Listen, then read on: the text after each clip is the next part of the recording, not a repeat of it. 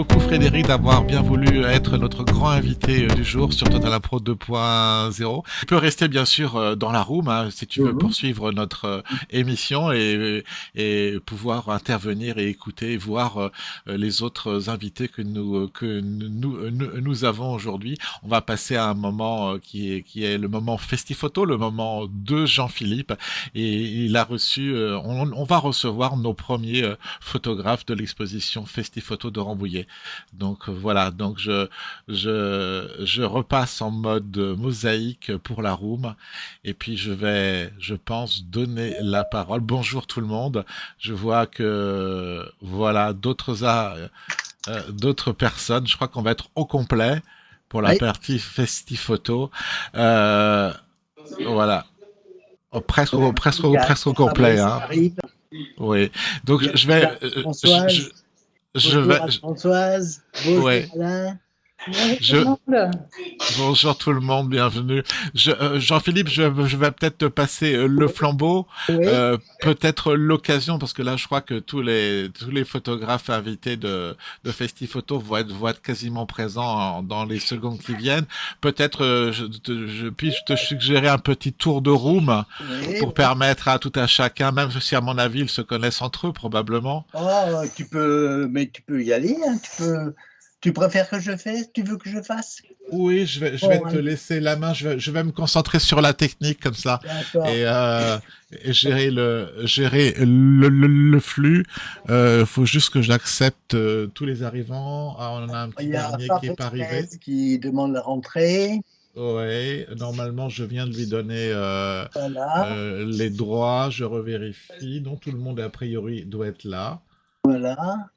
Il y a Benoît qui va essayer de se connecter. Il a eu un retard d'avion ce matin, donc il est en trajet, mais il essaie de se connecter via son téléphone. Donc, parfait. À ce moment. Merci Anne-Françoise de cette info. Effectivement, on le voit. Ça, c'est l'avantage de l'internet, c'est que même si on a un retard à un entretien, à un interview, on peut commencer l'entretien depuis le lieu où on est, depuis le taxi ou depuis le train. Vas-y, Jean-Philippe, je te laisse le micro. On inaugure aujourd'hui la première série d'interviews des photographes qui vont participer au Festifoto de Rambouillet, qui vont faire le Festifoto de Rambouillet au mois de septembre. À tout seigneur, tout honneur, on a commencé par inviter les invités d'honneur.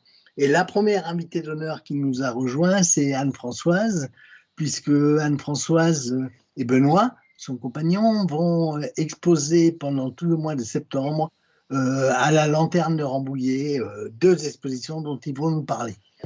Nous a rejoint aussi, mais il faudrait qu'il active sa caméra, Alain Ernoux. Anne-Françoise, je n'ai pas précisé, et Benoît sont belges. Attends, parce que j'ai Benoît en ligne justement, une seconde. Hein. Ah, d'accord. Le deuxième invité d'honneur, que je suis très très heureux d'accueillir aussi, est un garçon avec qui de temps en temps nous croisons les bois. Et nous croisons dans les bois, puisque nous avons pris l'habitude de faire quelques photos de Brahms ensemble. C'est Alain Ernoux. Alain Ernoux sera invité d'honneur du Festifoto. On fera une grande exposition extérieure à la sous-préfecture de Rambouillet, et puis dans un lieu prestigieux, à la Bergerie nationale. On en reparlera peut-être un petit peu après. Et puis, j'ai vu Kaez dont je ne vois pas la connexion, qui va nous rejoindre et qui sera donc le troisième photographe qui nous parlera de l'exposition qu'il va faire aussi. Donc on a là 3 invités d'honneur principaux. Ouais. Et Michel Sebal vient de faire une excursion. Une excursion. Alors, une intrusion, j'allais dire. Comme tu dis. Excuse-moi, je te coupe un petit peu la parole en arrivant comme ça, mon petit Jean-Philippe. Mais tu vois, je viens quand même parce que je vous aime beaucoup, mais je suis très, très fatiguée. Ah bon? Eh ben, pas dormi, alors tu comprends. Alors, est-ce que oui, Michel, parce que Michel, pour les photographes qui sont avec nous là, va animer toute la partie théâtrale du Festival Photo de Rambouillet, puisque à cette édition, nous allons additionner et les arts du théâtre et les arts de la musique aux arts de la photographie. Et donc, c'est Fabienne qui est en charge de la programmation théâtrale du Festival Photo, avec entre autres une pièce qui s'appelle Après le drame. Voilà, mais peut-être on va laisser se présenter nos invités. Anne-Françoise, tu veux bien? Bonjour. Bonjour, je veux bien ouvrir le bal. Ah. Parfait. J'ai Benoît au téléphone, il essaye de se connecter. Il nous voyait, mais ne parvenait pas à être connecté, donc il fait des tentatives. Donc, regarde, il va peut-être apparaître, mais en tout cas, il essaye de se connecter pour le moment. D'accord. Donc, en fait, nous sommes un couple de photographes belges, passionnés par l'Afrique, par la nature, le monde, les ethnies, etc. Benoît fait un travail depuis plus de 15 ans sur les ethnies, et principalement en Afrique. Et moi, je l'ai rejoint depuis 3 ans dans ce travail photographique-là. Moi, je suis diplômée en photographie et en sciences politiques. Donc, justement, tout ce qui est attrait de l'histoire, etc., m'a toujours passionnée. Et Benoît, lui, est avocat à la base et photographe et sillonne la Terre depuis plus d'une quinzaine d'années à la recherche de la photo à la base animalière. Puis à force de faire des visites dans les parcs et faire des safaris, il a vu au Kenya des Maasai sur le bord des routes et il s'est dit, tiens, j'aimerais bien mieux connaître ces peuples. Et il a passé une dizaine de jours en immersion, il y a une quinzaine d'années, en immersion chez les Maasai. Et puis ça a été une révélation pour lui parce qu'il s'est rendu compte qu'il y avait plein d'autres ethnies, il n'y avait pas que les Maasai. Et donc, il a fait tout un travail justement sur la vallée du Rift, donc la partie qui part du nord de l'Éthiopie jusqu'en Tanzanie. Et il a photographié, il a d'ailleurs fait une très grosse exposition en 2014 sur justement cette différence ethnique. Qu'on a montré à Rambouillet, à la salle Patenôtre.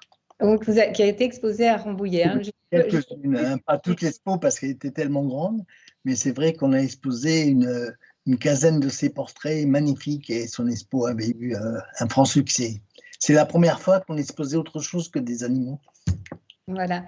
Et donc ici, on va exposer à la lanterne pendant tout le mois de septembre. Oui. On va exposer il va y avoir 2 expos. Il y a une expo de Benoît et moi-même qui est sur les Mundari. Donc les Mundari, c'est une tribu du Soudan du Sud, donc la plus jeune nation au monde puisqu'ils ont gagné leur indépendance en 2011. Et les Mundari, c'est une ethnie qui a des camps de bétail. Donc, ils sont à la fois sédentaires et à la fois itinérants, dans le sens où, comme la région est très sèche, évidemment, ils voyagent avec leur bétail pour s'approcher de plus en plus du Nil en fonction du rythme des saisons sèches et de pluie. Anne-Françoise, je t'interromps 2 secondes. Le temps, Jean-Pierre, tu es avec nous là? Oui, je vous écoute, bien sûr. On ne te voit pas, Attends, est-ce que tu peux aller sur le site pour ouvrir les photos d'Anne-Françoise et Benoît? Mais bien sûr, mais d'ailleurs, en sous-main et en souterrain, j'y travaillais. Alain se présente et puis je te redonne tout de suite la parole, Anne-Françoise, pour nous parler des 2 expositions que vous allez faire. Et je voudrais qu'Alain se présente avant de repasser la parole à Anne-Françoise, et puis après à Alain, et puis après à Fabrice pour présenter leur expo. Super. Ok, bonjour à tous. D'abord, bonjour Alain. Merci de m'inviter. Bonjour Alain. Bonjour toi. Merci de m'inviter à Rambouillet, c'est très sympa. Alors moi, je suis ce qu'on appelle un grand reporter depuis très longtemps. J'ai commencé la photo à 17 ans. Enfin, pas vraiment à 17 ans. Je suis parti en autostop de Normandie pour amener des médicaments à une tribu qui s'appelle les Dogons au Mali. Confidentialité. J'avais vu qu'ils mouraient du palu, donc ça m'avait attristé. Donc je suis parti en autostop à 17 ans. Donc j'ai gagné 10 ans de maturité dans la tête immédiatement, évidemment, avec ce voyage. Il m'avait des aventures pas terribles. À un moment, des Allemands qui allaient tuer un éléphant en Haute-Volta m'ont dit ça, donc j'ai demandé qu'ils me laissent un carrefour. Je suis resté plus de 10 jours sans voir personne, donc c'était un peu limite. Et en fait, quand je suis arrivé à la tribu de Gon, c'est eux qui m'ont soigné, parce que j'étais malade. Et il s'est passé une relation très intéressante. Je suis resté 1 mois et demi avec eux. Ils m'ont accepté, j'étais initié, parce qu'ils sont animistes, évidemment. Et lorsque je suis rentré, je travaillais à l'usine à l'époque, parce que j'étais à la rue à 14 ans, personne ne m'a cru. Donc j'ai acheté un appareil photo, j'ai appris tout seul et je suis reparti en stop avec mon appareil photo 2 ans après. Il est trop fort, hein. Ouais, et là a commencé l'aventure du photographe. Et puis, je me suis lancé photographe professionnel à 20 ans à peu près. Et là, j'ai fait des sujets que personne n'avait fait. J'étais volé avec les patrouilles de France, premier à faire ça. Et puis, j'étais faire les loupards aux États-Unis. Je me suis pris un coup de couteau. Et je vais le cheval du monde de boomerang. Et j'ai demandé au champion américain de lancer un boomerang sur sa tête et de décapiter au retour en fait, une pomme qui était sur sa tête. Et ce qui a valu le premier prix World Press. Donc, première année, j'ai eu le premier prix World Press. Donc, bon, c'est très fort. Et puis là, les Américains Life m'ont envoyé un billet de Concorde, m'ont dit Alain, on peut te voir. Et là, j'ai commencé à avoir des commandes du monde entier. Et puis ça a fait que ma vie a été extrêmement remplie. J'étais correspondant de guerre pour beaucoup de magazines dans le monde, pour Time Magazine. Je travaillais beaucoup avec National Geographic. Match, j'ai fait 500 pages en match publié, 15 000 pages dans la presse mondiale et tout au magazine. Et ce qui a fait que j'ai une vie de grand reporter avec plein de sujets. Et il y a quelques années, j'ai pris conscience que j'avais pas envie de faire ça, que je voulais témoigner sur la planète qu'elle est très mal. Que dans mon travail de photographe, j'ai toujours photographié la nature et la planète, toujours. Pour Géo et tout ça, j'ai fait des sujets et tout. Et là, je me suis concentré sur la 6e extinction, les animaux d'extinction. Et c'est l'exposition dont on va parler tout à l'heure. Voilà, et le livre va être... il y a un livre qui a été fait chez Hachette, qui marche très bien, et cette expo, elle a déjà fait l'objet de beaucoup d'expos dans le monde, et elle fonctionne bien, parce que je suis dans l'émotion, le rapport avec l'animal...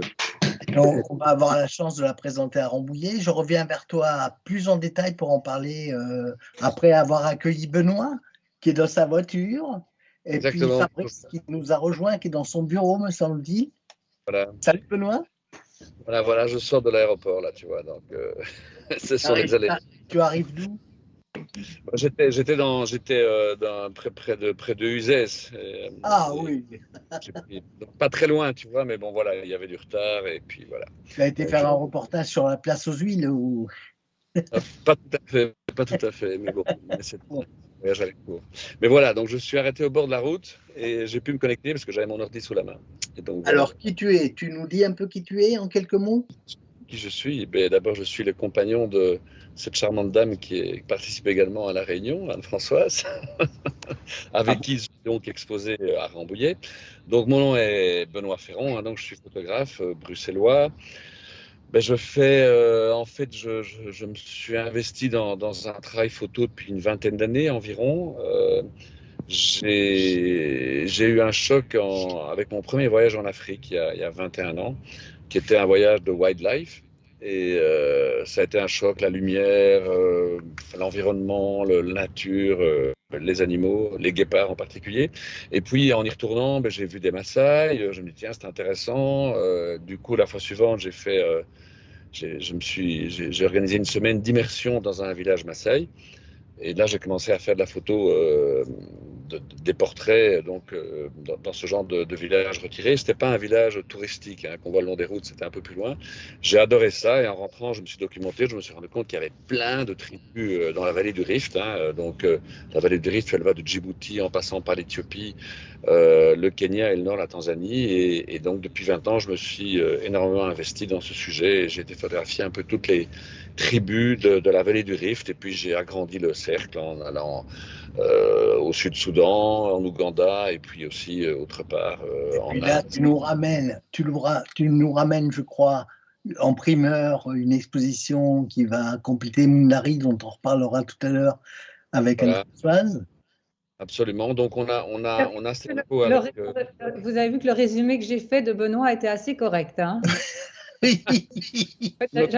J'avais expliqué ce que tu viens d'expliquer. Elle peut me supporter 24 heures sur 24, donc elle me connaît assez bien.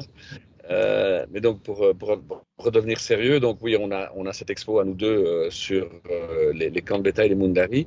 Et par ailleurs, je vais également exposer une autre série qui s'appelle Odyssée africaine et qui sera en fait des photos issues du livre que je publie très très prochainement, qui va sortir au moment du festival.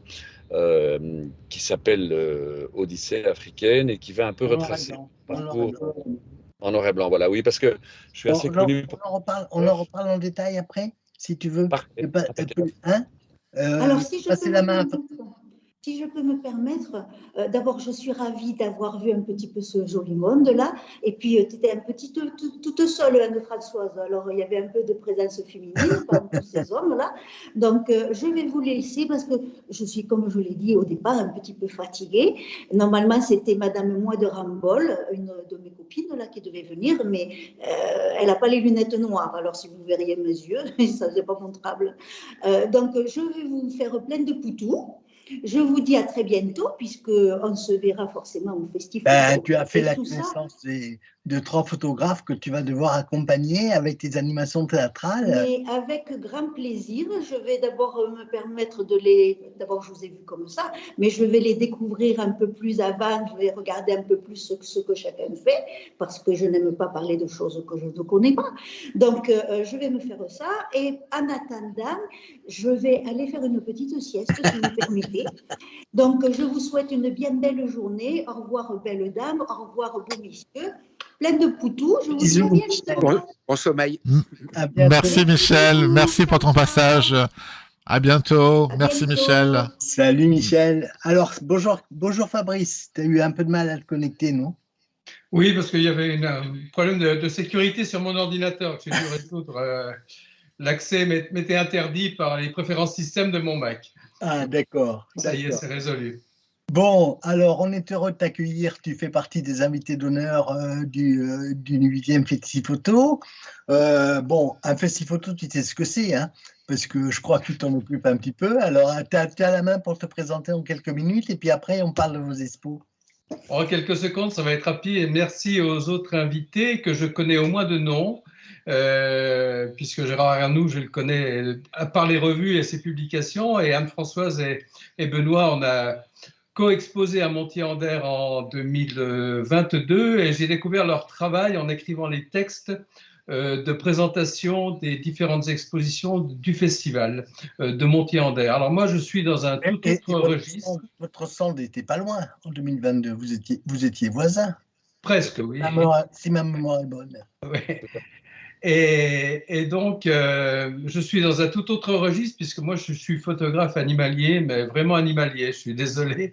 Je photographie aussi tous les êtres vivants, mais principalement les animaux sauvages. J'ai commencé par me passionner pour les mammifères carnivores, le renard, le chat forestier, sur lesquels je me suis spécialisé. Il y a de ça une trentaine d'années, j'ai publié plusieurs ouvrages sur ces animaux. Et je suis revenu maintenant à mes premières amours, qui sont les oiseaux. Donc je vole par procuration avec eux, même si je ne le fais pas dans les airs, de temps en temps à travers des voyages. Et donc là, je vais présenter à Festiphoto une exposition sur les oiseaux du lac du Der en Champagne, plus grand lac artificiel d'Europe, et plume du Der, mais en hiver, puisque c'est en cette période que la population d'oiseaux est la plus importante. Bon, et je crois que tu t'occupes d'un petit festival local. Alors, il y a l'adjectif de trop dans ce que tu viens de dire, c'est l'adjectif petit. Je suis effectivement organisateur depuis 15 ans maintenant, on est plus ancien que Festiphoto, d'un festival dans les Vosges, dans la région où j'habite depuis toujours, qui s'appelle Nature Image. Nous en sommes à notre 15e édition en 2023. Et nous avons accueilli au mois d'avril 2500 visiteurs, ce qui n'est pas rien à l'échelle d'un village de 100 habitants, ce qui fait à ce festival un côté tout à fait atypique, puisque faire venir 2500 personnes le temps d'un week-end dans un village de 100 habitants, je pense que ça n'existe en peu d'endroits par ailleurs. Très bien. Bravo, bon. Bravo. Est-ce que tu vas pouvoir nous passer les images des expos, Jean-Pierre ? Ah, c'est une bonne question. Alors pour l'instant, j'ai réussi à synchroniser la présentation de chacun d'entre vous avec votre site internet. C'était un gros challenge. Maintenant, quels sont les... On va redonner la parole à Anne-Françoise, si vous êtes d'accord, puisqu'elle avait commencé à nous présenter Mundari. Donc on va lui redonner la parole et puis après, on complétera au fur et à mesure. Alors sinon... Si tu peux aller sur le site du Festiphoto, rambouillet-festiphoto.org. On va faire ça. La page Ferron Anne-Françoise est affichée, donc on va pouvoir montrer quelques images des expos. Eh bien, en live, Allez. voilà. Allez, Anne-Françoise, si tu veux nous présenter ce que vous avez montré à Rambouillet. Oui, donc on va vous présenter un travail photographique qu'on a fait ensemble, Benoît et moi, sur les camps de bétail Mundari. Donc, comme j'expliquais, ils sont en partie sédentaires et en partie itinérants, dans le sens où ils accompagnent leur bétail plus ou moins près du Nil en fonction de la saison, à l'avancée de la saison sèche et la saison des pluies. Et nous avons passé une semaine avec eux, toutes sous tente, mais bon, juste à côté. Et Benoît, lui, était déjà allé en 2020 une première fois, photographier un camp. On est allé en 2021 à deux, et Benoît est encore retourné cette année au Sud-Soudan pour photographier d'autres ethnies et tribus, mais il a eu l'occasion de repasser un moment dans les camps de bétail Mundari. Donc, ce qui nous intéresse et ce qu'on pense, le lien qu'il y a avec un festival photo nature comme Rambouillet ou Montier, c'est que c'est vraiment un lien entre l'homme et la nature, puisque finalement, ces Mundari vivent en totale harmonie avec leur bétail. Et une journée type des Mundari, c'est qu'ils rassemblent tous leurs camps de bétail le soir. Évidemment, ça provoque pas mal de bouse de vaches, etc. Le lendemain matin, ils font paître les vaches dans les alentours où ils trouvent encore de l'herbe ou des broussailles à manger. Et là, les enfants ramassent les bousses de vaches dans tout le camp et les font sécher au soleil. Les bousses de vache servent le soir à mettre sur des feux et la fumée permet de chasser à la fois les moustiques et le lendemain matin, les cendres sont utilisées pour masser justement les vaches parce que ça sert d'antiseptique.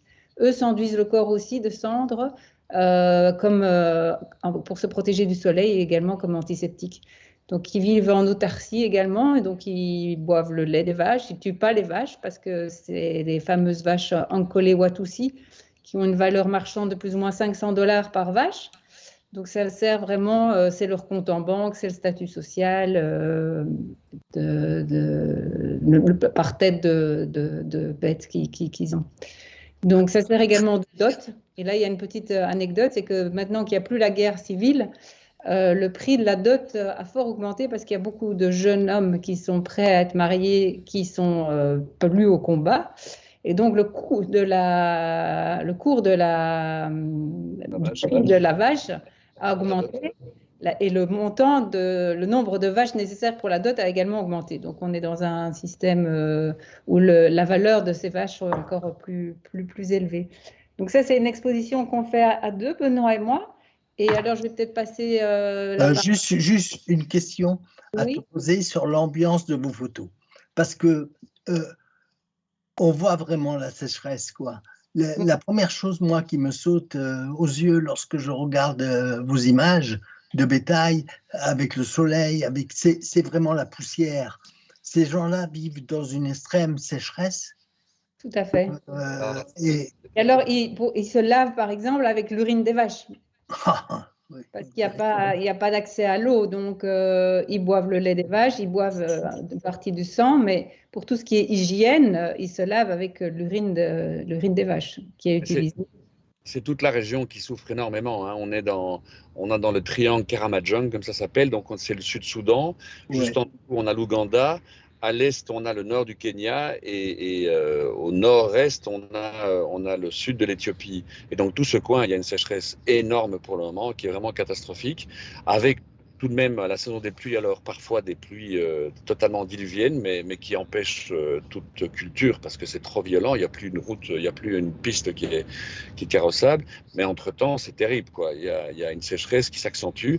Et c'est vrai que c'est la raison d'être de ce camp de bétail, c'est qu'au départ, le bétail est à côté des villages, et puis au fur et à mesure de la saison sèche, il n'y a plus d'herbe, donc ils avancent, et ils terminent au bord du Nil, parce que c'est le seul endroit où il y a encore un peu d'herbe et où il y a encore de l'eau.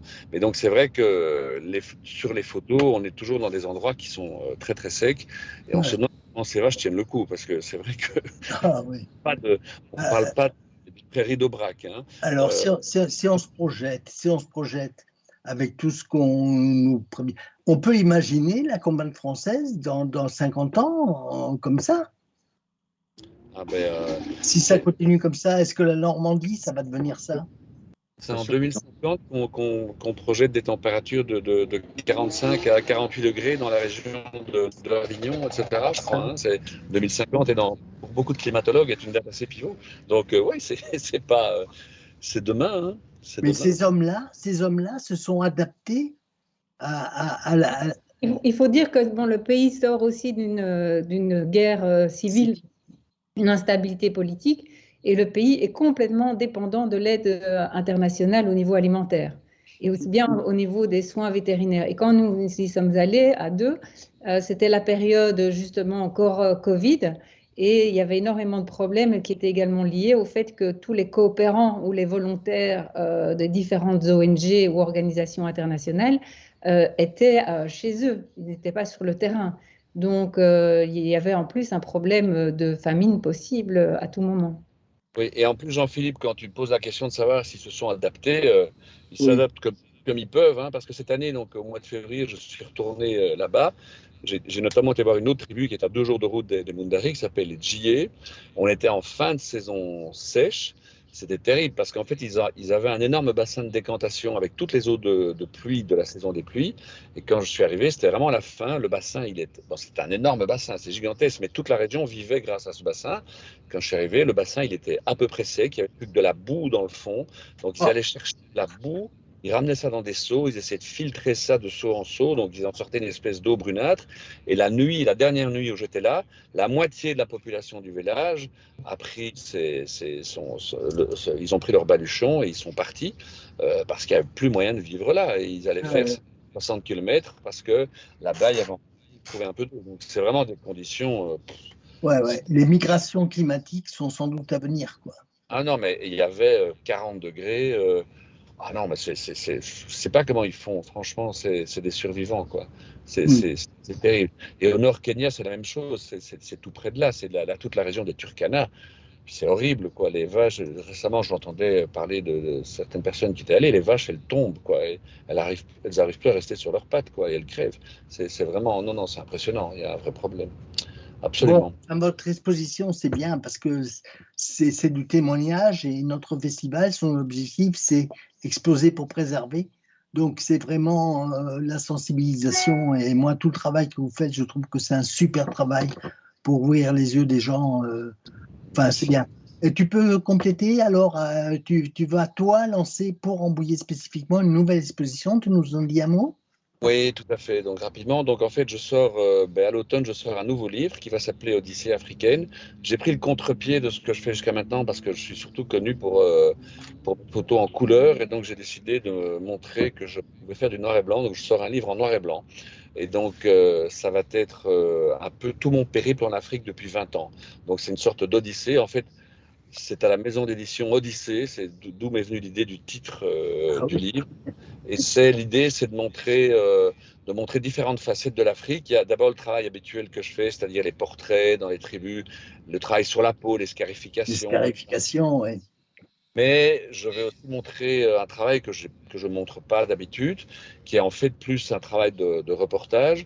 Et là, il va y avoir 2 grandes parties dans le bouquin. Il va y avoir une partie sur l'Afrique contemporaine, avec des photos dans des bidonvilles, dans des villes actuelles, etc. Donc une Afrique très différente.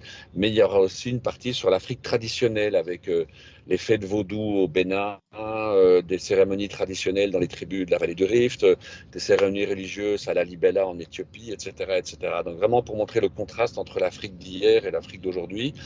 Et puis avec le travail artistique que je fais sur les portraits et les peaux. Et le livre va donc être édité par Odyssée, dont le directeur artistique est William Keo, qui est en fait un photographe de l'agence Magnum. Et c'est très intéressant de travailler avec lui parce qu'on travaille ensemble sur la maquette parce qu'en fait, je lui ai fourni beaucoup de photos au départ, de mon travail plus habituel. Et puis j'ai vu son œil de reporter.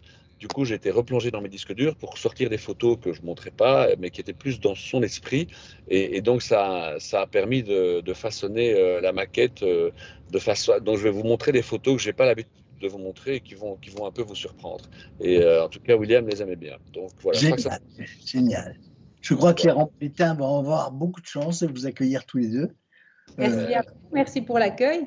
Ouais. Et puis, on va avoir le temps parce que de vous offrir à moins d'expos, les écoles de Rambouillet, enfin, on va organiser tout ça.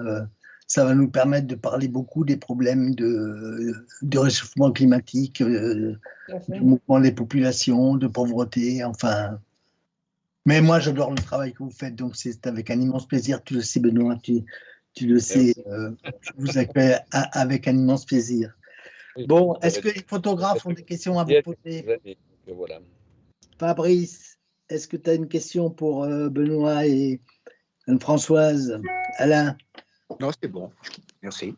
Non, j'ai découvert les Mundari justement en me plongeant sur le travail de Benoît et Anne-Françoise. Là, c'est vraiment très, très spectaculaire. J'étais vraiment plus qu'étonné de leur mode de vie et justement de ce que tu décrivais, leur corps recouvert de cendres, etc.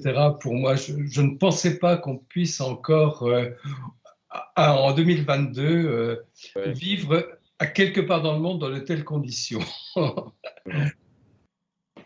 Pour la petite histoire, Alain et nous, on s'est rencontrés à Photobrac il y a 2 ans, où j'exposais Burning Man et Alain était là, il exposait également. Et donc voilà, on a sympathisé à cette occasion. On se connaît. Donc voilà. Allez, Alain, si tu veux nous parler de ton expo. Je suis juste désolée, je vais devoir vous laisser.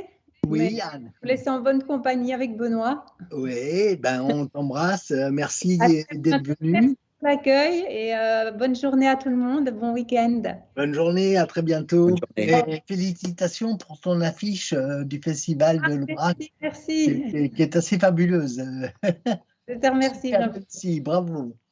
Merci Anne-Françoise, à bientôt. Au revoir tout le monde. Au revoir. Au revoir.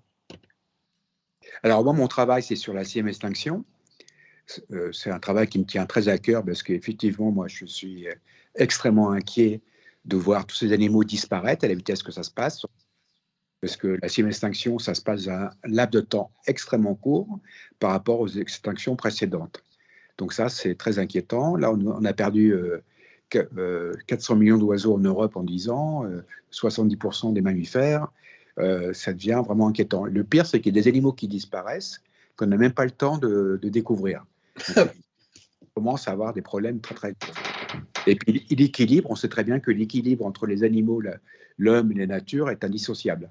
Donc, en fait, si on casse des maillons de la chaîne, l'humain va être très affecté aussi. Pour moi, je suis très, très inquiet là-dessus aussi. Donc, ce que je cherche de faire dans mon travail sur la 6e extinction, c'est d'approcher les animaux très près, sans les déranger, bien entendu, et d'avoir un échange avec l'animal, avoir une émotion, un partage.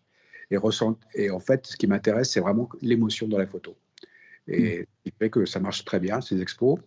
Oui, le fait d'avoir la proximité aussi importante permet de capter le regard aussi.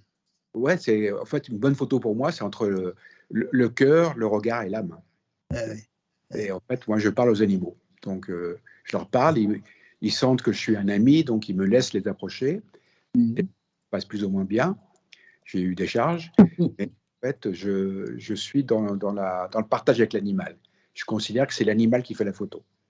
Moi, je suis un observateur qui partage avec les autres. Et ce travail qui est plein de sensibilité, enfin j'espère, marche bien dans la presse. Là, j'ai touché 50 millions de personnes en 6 mois dans la presse internationale.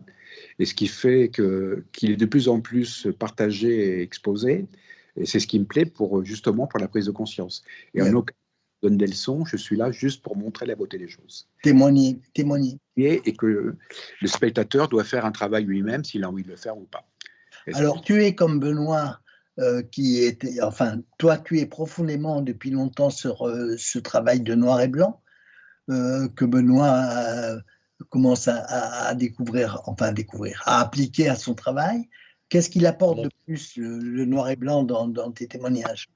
On est dans l'essentiel de l'image, c'est-à-dire qu'il y a que 256 nuances de gris dans un noir et blanc, ce qui fait que la couleur peut impacter la vision de la photo et déranger dans la lecture. Que le noir et blanc, et puis le noir, c'est la mort aussi. Et comme la cinématique, le message est important. Et là, j'ai fait une exposition à Visa pour l'image, qui est très à Perpignan, oui, à Perpignan. grand festival photojournalisme, j'étais aussi, il y a eu autant de médias que sur l'Ukraine que sur mon travail. Donc ça veut dire qu'aujourd'hui, il y a une prise de conscience qui se fait de plus en plus. Là, j'ai été invité à faire l'expo officielle du Congrès de la Nature à Marseille pour l'environnement français, et j'ai exposé à la COP 15 là, expo aussi. Donc ça veut dire que je pense que nous, les photographes, on a un rôle très important pour toutes ces causes qui sont essentielles. Mais pas de donneur de leçons pour moi, c'est très important. Je pense qu'il faut vraiment que chacun fasse son chemin. C'est la philosophie un peu qu'on cherche à véhiculer dans le festival, montrer du beau pour donner envie de préserver. Alors, c'est pas toujours possible de montrer que du beau, mais en général, l'humain, il touche pas à ce qu'il trouve beau. Bon. Alors moi, y compris dans les guerres, parce que j'ai fait beaucoup de guerres et j'étais blessé. Oui, tu étais reporter de guerre aussi. J'ai jamais montré ni la mort ni la misère. J'ai toujours positiver les choses, même les pires, parce que en fait, en empirant ce côté voyeur, pour moi, c'est pas forcément la solution pour impacter. Et j'ai beaucoup publié dans Match, dans Life et tout ça, évidemment. Il fait que, en montrant des images comme ça, on fait la conscience des choses différemment. Alors, tu parles de Match, et bon, c'est pas souvent qu'on rencontre un photographe qui a volé avec la patrouille de France quand même. Tu peux nous dire un mot de cette expérience, parce que tu fais une rétro un peu sur tes sites web de ton travail depuis de nombreuses années, et tu as donc appuyé un petit peu sur ce thème-là, et j'avoue que c'est des photos assez extraordinaires. Alors moi, à l'origine, mon surnom dans le métier international, dans les magazines, c'est No Limit. No Limit, mon surnom de photographe. J'ai inventé la photo qui n'existait pas à l'époque, de proximité. C'est-à-dire qu'à l'époque, on photographiait les actions d'assez loin au téléobjectif, et moi, je suis rentré dans l'action. Donc, j'ai volé avec la patrouille de France, je suis le premier à l'avoir fait, et dans les cascades, j'allais au plus près, j'étais vraiment au cœur de l'action. Et Nicolas Hulot est venu me voir après pour faire son Ushuaïa, il a fait ça en vidéo. Mais en fait, ce qui m'intéresse, c'est que le spectateur vive l'action en regardant mes images. Et la patrouille de France, c'est un épisode qui a duré 30 ans, donc j'ai beaucoup volé avec eux. Ce n'est pas évident parce qu'on se prend beaucoup d'accélération, beaucoup de jets et tout ça. Il faut tenir l'appareil, les conditions sont très difficiles. Et j'ai volé en rafale, j'ai plus de 3000 heures de vol en photo. Et j'ai pris conscience que maintenant, j'avais un rôle à jouer à mon petit niveau sur la planète pour partager ce que je vois sur la planète. Mais j'ai eu plein de vie dans ma vie. Eh ben, je suis extrêmement fier nous allons être extrêmement fiers de t'exposer à Rambouillet. Je suis à chaque fois que je prends une photo à côté de toi maintenant au moment du drame, parce que c'est pas tous les jours qu'on a l'occasion de photographier en compagnie de ce que moi j'appelle une pointure. Mais quand on te connaît, on sait que tu aimes aussi bien photographier le fan qui va déboucher à l'angle de la forêt que le gros éléphant, que tu y accordes autant d'importance, autant de soins et autant d'envie. Jean-Philippe, tu es aussi un bon photographe. De cerfs et de biches et de chevreuils. Je t'ai vu faire. Tu fais des très bonnes choses, tu as la patience, la passion, et c'est très bien ce que tu fais. Ben, le Festival Photo de Rambouillet se passe pendant le Brame. Donc, je ne sais pas, on aura peut-être une centaine de photographes qui seront présents pendant le festival, entre les collectifs et les individuels. Je crois que la forêt de Rambouillet va un peu se peupler de téléobjectifs. Sur les cerfs télécommandés ? Oui. Bon, en tous les cas, tu pourras exposer dans la ville de Rambouillet. La sous-préfecture nous a exceptionnellement accepter de nous accueillir. Elle a une cour de présentation des grilles, donc on y mettra toutes les photos extérieures que j'ai eu Jean-Pierre Montiel, qu'on va récupérer d'Aubrac. Et puis, comme je te l'ai dit, peut-être que qu'à la Bergerie nationale, il faudra s'habiller un peu pour pouvoir voir les photos intérieures, on verra, pour pas être trop dérangé par les pigeons. Ah ouais. Pigeonnier, tu me prends pour un pigeon. C'est ça. Mais pour quelqu'un qui vole, on ne pouvait pas faire moins. Ah non, mais si tu continues, je vais te voler dans les plumes. Bon, on passe la main, les photographes. Vous avez des questions pour Alain ? Fabrice. Non, pas pour l'instant. Non, pas pour l'instant. Je serais ravi de découvrir, enfin, si je puis dire, ravi de découvrir une Non, extinction. mais moi non plus. J'ai déjà bien Hélas, exploré. Ouais. Bon, bah, en tout cas, merci. Je dois vous laisser aussi, malheureusement. Ouais. En tout cas, merci beaucoup de m'inviter. Et puis, Andy, c'est nous qui sommes honorés de ta présence. au festival, Ouais. à des coloriages ensemble. À bientôt, Alain. À bientôt. Bon, Merci Alain d'être venu sur Total Impro. Ouais. À bientôt. Fabrice, c'est à toi de clôturer cette. Voilà, vous m'entendez encore parce que je vois que mon. T'es pas en panne, Benoît? Si, on t'entend. Le réseau n'est pas toujours top, quoi. Donc, de temps en temps, l'image est hachée. Mais donc, je vais reprendre la route également, parce que là, maintenant, je vais rentrer chez moi. Il fait beau, ça commence à chauffer dans la voiture. Ah oui, ok. Bon, bah, à bientôt. À bientôt. Voilà, mais à très bientôt, tout à fait. Merci à vous. Je te remercie d'être venu pour notre première émission de Total Impro sur le Festiphoto. C'était sympa. Voilà. Et on est très content de revenir à Rambouillet au mois de septembre. Ça va être super. Ouais. Merci Philippe. Merci Fabrice. À bientôt. Merci Benoît. Rendez-vous en septembre à la Bergerie pour une émission en direct. Parfait. À bientôt. À bientôt. Allez, à tout honneur, tout seigneur pour clôturer la séance. Fabrice, alors tu nous disais que tu venais avec une exposition qui est sponsorisée par le Festival de Montier, dont nos 2 festivals sont partenaires et qui Régis a eu la gentillesse de bien vouloir prêter pour le Festival Photo de Rambouillet ton exposition que tu as réalisée sur les animaux du lac de Der, c'est ça? Oui, c'est ça, à l'occasion du 25e anniversaire donc, du Festival de Montier. On a souhaité marquer le coup avec la sortie d'une exposition qui a été produite effectivement par l'AFPAN et que je remercie vivement, et la sortie d'un ouvrage éponyme, donc Plume du Der en hiver, que je présenterai tous les deux à Rambouillet fin septembre. Ouais, mais je crois que tu n'es pas étranger au Festival de Montier. Ah non, parce que je fais partie des 3 premiers photographes qui ont exposé à Montier en 1995-96, parce qu'on ne sait pas exactement quel est le numéro 0 ou le numéro 1. Oui. Et nous étions à l'époque 3 festivals, Pascal Bourguignon, qui est quand même le créateur de la manifestation, oui. Michel et Vincent Munier, qu'on ne présente plus, et moi-même qui exposions donc lors de la toute première édition. Et c'est pour ça que aussi pour ça que nous avons créé cette exposition au bout de 25 ans pour symboliser l'envol qu'a pris le festival à travers ces plumes du Der, maintenant que des centaines, voire des milliers d'ornithologues et de passionnés de nature viennent voir chaque hiver. Oui, Fabrice, on peut quand même dire que Montier, pour les gens qui nous écoutent, qui ne sont pas photographes, c'est quand même la Mecque de la photographie nature. Hein. Tous les ans, 40 000 personnes dans un village, tu parlais tout à l'heure de ton petit village, mais Montier, c'est quoi? C'est 3 000 habitants, Montier? Non, même pas, oui. Même pas? 45 000 visiteurs? Des stages, des animations? Les plus grands photographes du monde? Enfin, je veux dire, c'est devenu qui va pas à Montier, photographe, quoi.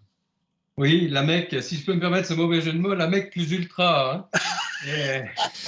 Et donc, c'est vrai que Montier, c'est devenu la manifestation phare à ne pas manquer quand on est photographe et quand on est visiteur également.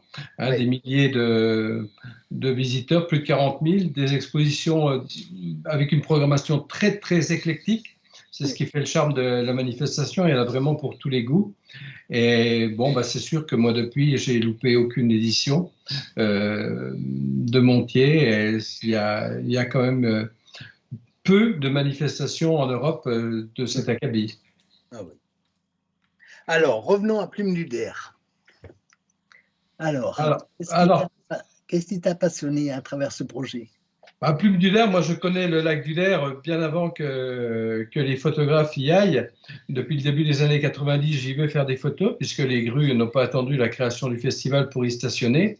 Mais maintenant, elles ont quand même trouvé de bonnes conditions autour du lac et elles hivernent parfois avec des effectifs de 80 voire jusqu'à 200 000 grues qui sont de passage au lac du Der. Moi, je suis passionné par les grues d'abord et par tout le cortège d'oiseaux aquatiques, surtout en hiver quand les conditions atmosphériques, climatiques sont très difficiles. Quand le lac est gelé, par exemple, on a des spectacles assez extraordinaires d'oiseaux qui essayent de chercher leur nourriture ou leur équilibre sur la glace. Et puis par la quantité phénoménale d'oiseaux venus du nord qui passent l'hiver. Parce que pour les oiseaux qui nichent en Finlande, en Sibérie même, comme les cygnes de Bewick ou les cygnes sauvages, les conditions hivernales de la Champagne sont nettement plus favorables que celles de leur site de nidification.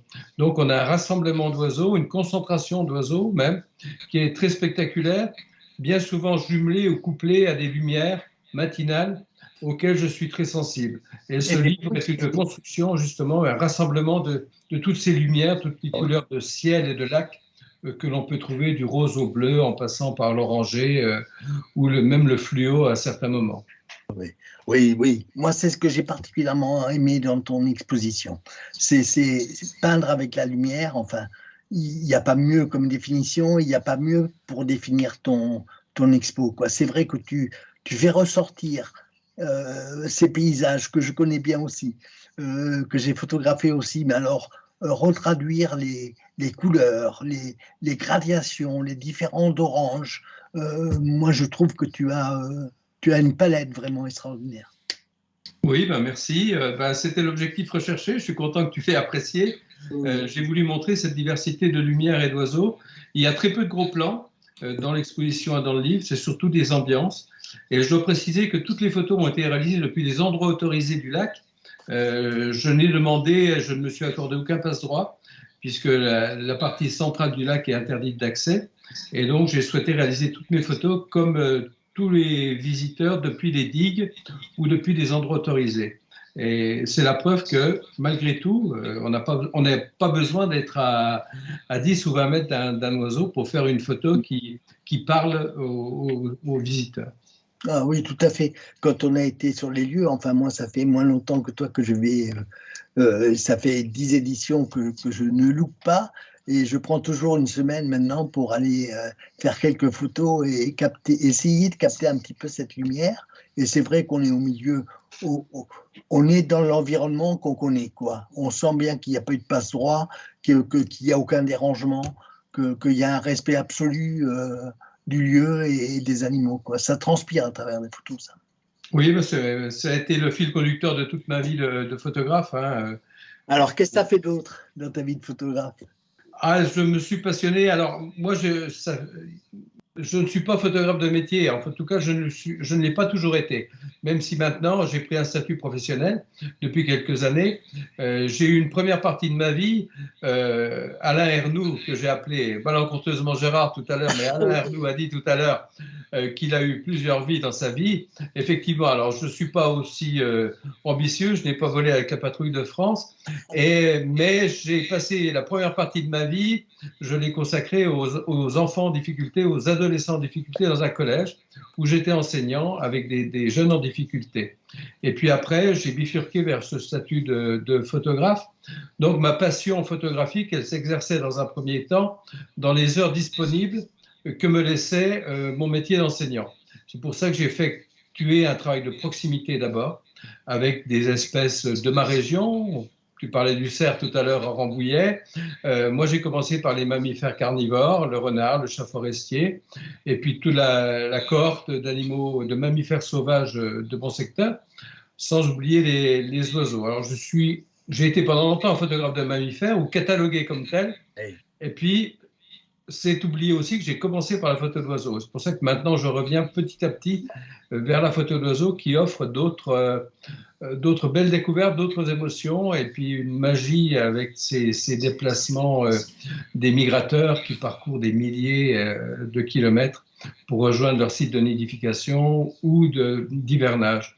Et donc, ma vie de photographe a été consacrée aux oiseaux et aux mammifères, et puis accompagné toujours d'un militantisme très fort en faveur de ceci, puisque depuis 40 ans que je fais de la photo, j'ai toujours mis mes images gracieusement au service de la protection de la nature, au service des associations comme la LPO ou l'ASPAS. Oui, c'est ça. Et l'ASPAS, tu as un rôle actif aujourd'hui au sein de l'ASPAS? Je n'ai pas un rôle actif au sein de l'ASPAS, mais l'ASPAS sait qu'ils peuvent compter sur moi, sur mon soutien, dans leur combat, dans tous leurs combats, parce que c'est une association méritante, totalement indépendante des subsides financiers, qui ne vit que par l'argent de ses adhérents et de ses actions, et qui mène un combat en faveur de la faune sauvage qui est remarquable. Souvent, on est de succès, tout comme la LPO d'ailleurs, je ne les dissocie pas, parce que ce sont deux associations qui me sont chères, que je soutiens et pour lesquelles je milite depuis longtemps. Oui, moi je partage avec toi ce point de vue, je suis adhérent des deux associations et effectivement, bon, l'ASPAS c'est peut-être un peu plus coup de poing et comment dire, bon, la LPO on en parle beaucoup avec Alain, qui est la figure quand même Alain du Bois-de-Bourg, qui est l'emblématique, qui a été parrain du Festival Photo aussi. Mais moi, j'apprécie beaucoup le travail de l'ASPAS. Je trouve qu'ils font un job formidable. C'est bien, ouais. J'espère qu'ils viendront à Rambouillet. En tous les cas, on leur réservera un stand.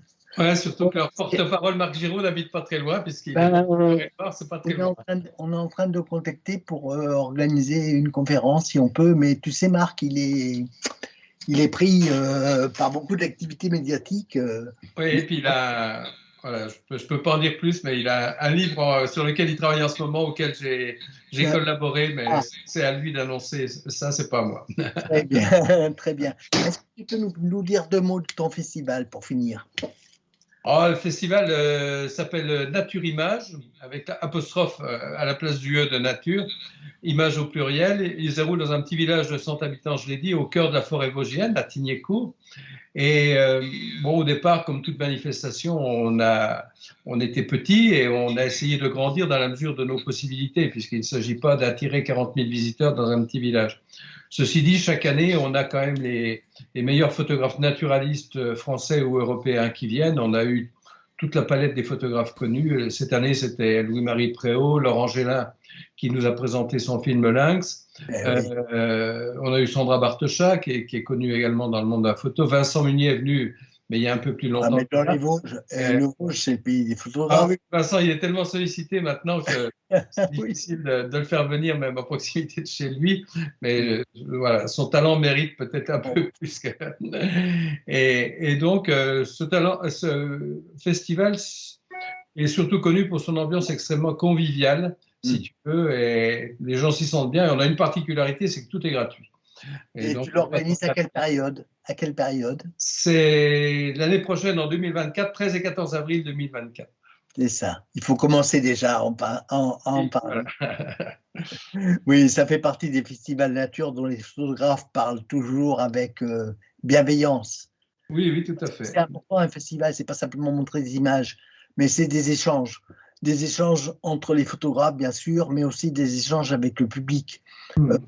Parce que le public, il découvre, la majorité des cas, il y a les festivals très photographes, entre guillemets, à Montier, il y a tout le gratin de la photographie mondiale. Bon, à Rambouillet ou chez toi, moi, c'est du grand public principalement qui vient. Tout à fait. Et, les échanges avec les photographes, ils découvrent des choses extraordinaires, quoi. Et c'est pour ça que moi, j'exige, dans la mesure du possible, et rarement c'est arrivé que les photographes n'étaient pas là, que le photographe puisse être sur son stand pour expliquer, pour... Oui, c'est important. Hein, oui. Ah ouais, les échanges sont importants pour convaincre. Bon, je te remercie. C'est moi qui te remercie. Et puis, ma foi... Merci d'avoir accepté de venir présenter ton expo à Rambouillet. J'espère que ça sera à charge de revanche, que peut-être Rambouillet viendra. Ah, mais bien sûr, pourquoi pas. On discutera au mois de septembre. Oui. Puis on va retrouver plein de copains. Tous les responsables de festivals, que ce soit Régis, que ce soit Jean-Pierre, etc., vont venir à Rambouillet. Donc, on fera peut-être un petit bœuf pour voir si on ne peut pas faire quelque chose ensemble. Il n'y a pas de problème. tout ça. Ah, Je te remercie en tous les cas. C'est moi qui te remercie. Pour cette première émission, je suis très heureux de t'avoir accueilli. Et puis, il me tarde d'être en septembre de plus en plus. Merci Jean-Philippe. À bientôt. Merci Fabrice d'être venu sur Total Impro. À bientôt. Jean-Pierre, au revoir. Au revoir. Salut. Bon, voilà Jean-Pierre. Eh bien voilà, c'était rondement mené tout ça. Ouais. Bravo pour cette première. Ouais. Ben, merci à toi. Je t'en prie, les photographes étaient au rendez-vous, c'était parfait. Ouais. Donc ça, c'est de bon augure pour Festif Photo qui aura lieu fin septembre, début octobre à Rambouillet.